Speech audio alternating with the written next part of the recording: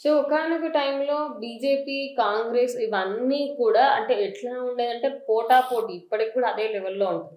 కానీ అప్పుడు ప్రజారాజ్యం పార్టీ అంటే మన చిరంజీవి పెట్టినప్పుడు ఆయన పార్టీని కాంగ్రెస్‌లో విలీనం చేసి ఆయనకు ఒక ప్రత్యేక బాధ్యతలు ఇవ్వడం జరిగింది.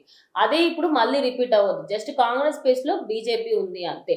మరి ఇప్పుడు ప్రెజెంట్ జగన్మోహన్ రెడ్డికైతే ఎలాంటి పదవులు లేవు. మరి ఆయనని అథపాతాళాన్ని తొక్కేందుకు ఇది బీజేపీది పెద్ద ప్లాన్ అని అనుకోవచ్చా? సో, ఖచ్చితంగా చిరంజీవి గారు చేసిన లైఫ్‌లో ఆయన చేసిన ఒక మిస్టేక్ ఏంటంటే, రాజకీయాల్లోకి రావడం, వచ్చిన తర్వాత ఉన్న దాంతో అంటే ఇప్పుడు పవన్ కళ్యాణ్ గారు ఎట్లా ఓడిపోయినా మళ్ళీ ఇంకొక 5 ఏళ్ళు నిలబడ్డారు, ప్రయత్నించారు, మళ్ళీ ఎలాగోలా బైక్‌ని నెట్టుకొచ్చారు. బట్ చిరంజీవి గారు ఏంటంటే ఎగ్జిక్యూషన్‌లో కొంత ఫెయిల్యూర్ అనేది అయిందనమాట. సో, ఆయన చంద్రబాబు గారు, వైఎస్ రాజశేఖర రెడ్డి గారు పోటీలో ఉన్నా కూడా దగ్గర దగ్గర 18 సీట్లను ఆయన గెలుచుకున్నారు అంటే, అది నిజంగా ఆయనకున్న ఫాలోయింగ్ గాని, ఆయనకున్న మంచితనం గాని అంటే అంత ఎవరికీ సాధ్యం కాదు ఖచ్చితంగా. ఫస్ట్ టైమ్ పోటీ చేసిన వాళ్ళకి. ఒక సినిమా హీరోగా వచ్చి ఏదో ఫాలోయింగ్ నుంచి వచ్చిన ఆయన కాదు. జనం అందరూ కూడా కోరుకున్నారు ఆయన నాయకుడు కావాలని. సో, మరి అప్పట్లో ప్రజారాజ్యం కాసేపు హడావిడి ఆ పార్టీ మీటింగ్ ఏదైతే పార్టీ అనౌన్స్ చేసిన రోజు అది మన ఇండియాలోనే ఎప్పుడూ జరగనటువంటి పెద్ద మీటింగ్, అంతమంది జనం వచ్చారు. సో, ఇట్స్ హ్యూజ్ క్యాన్వాస్‌లో జరిగిందనమాట. ఇప్పుడేదో మీరు అల్లు అర్జున్ దగ్గర జనాలు తొక్కేసలాగా ఇదంతా చూస్తున్నారు గానీ, అప్పట్లోనే అసలు చిరంజీవి గారి ప్రపంచం అనేది అంతా వేరు. దాన్ని ఎవరు మ్యాచ్ చేయలేరు ఖచ్చితంగా. సో, అంతమంది జనం ఏ ఈవెంట్‌కి రాలేదనమాట.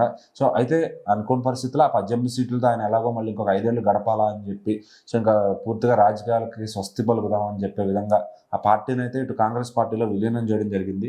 సో, ఇంక దాంతో ఆయన చేసినందుకు కృతజ్ఞతగా ఆయనకొక సెంట్రల్‌లో టూరిస్ట్ మినిస్టర్‌గా ఆయనకొక పదవి ఇచ్చారనమాట. సో, అది తీసుకొని ఆయన కొంతకాలం చేశారు. సో, ఆ టైంలో ఆయనకి దానివల్ల వచ్చిన బెనిఫిట్ లేదు, లాసు లేదు. జస్ట్ ఏదో గౌరవప్రదంగా ఇచ్చారనమాట. అయితే యాక్చువల్‌గా ఆయన తర్వాత అర్థమైంది.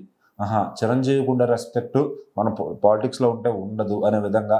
సో, మరి చిరంజీవిగానే మిగిలిపోయారు. అలాగా సో, ఈరోజు ఏ పార్టీ అయినా మళ్ళీ. ఆయన పిలుస్తారు, ఆయన గౌరవిస్తారు అంటే చిరంజీవి అనే ఆ మెగాస్టార్ అనే బ్రాండ్ అది ఖచ్చితంగా. సో, వేరే ఏ హీరోలకి, సీనియర్ హీరోలకి దక్కనటువంటి అదృష్టం అది. సో, ఖచ్చితంగా అది నిలుపుకోవడంలో ఆయన చాలా గ్రేట్ అని చెప్తాను నేనైతే. మరిప్పుడు ఆయనకి బీజేపీ నుంచి ఆ! ఆఫరొచ్చింది ఆఫరొస్తుంది. ప్రెజెంట్. మరి ఆయన తీసుకుంటాడా? తీసుకోడా? అది తిరస్కరిస్తాడా? అనేది మనకు తెలీదు. నాకు తెలిసి 100% తీసుకోరు. ఎందుకంటే ఆ రాజకీయాలు ఇంకా అంటుకోదలుచుకోలేదాయన. ఏ రోజైతే వాటిని మనకు సూట్ అవ్వవని వదిలేసారో అవి ఖచ్చితంగా మళ్ళీ మళ్ళీ ముట్టుకునే ఛాన్స్ అయితే ఖచ్చితంగా లేదు. సినిమాల ద్వారా ఏమన్నా చెప్పే ఛాన్స్ వస్తే చెప్తారు తప్ప, అటు జనసేనకి ఏమైనా హెల్ప్ చేయాలంటే సినిమాలో డైలాగుల ద్వారా చెప్తారు తప్ప, విడిగా బయటకొచ్చి జనసేనకి కూడా ఎక్కడ ఆయన ప్రచారం చేసింది లేదు. ఎక్కడ తమ్ముడికి ఓటేయండి అని చెప్పింది లేదు. ఏ రాజకీయ పార్టీకి కూడా సపోర్ట్ చేసింది లేదనమాట ఖచ్చితంగా. సో, మరి ఇప్పుడైతే ఖచ్చితంగా వీళ్ళిచ్చిన ఆఫర్‌ని ఆయన తీసుకుంటారని నేను అనుకోను. సో, మళ్ళీ ఆ సీన్ రిపీట్ అయినా గానీ, ఆ ఫెయిల్యూర్‌ని రిపీట్ చేయరని నేను అనుకుంటున్నా ఖచ్చితంగా.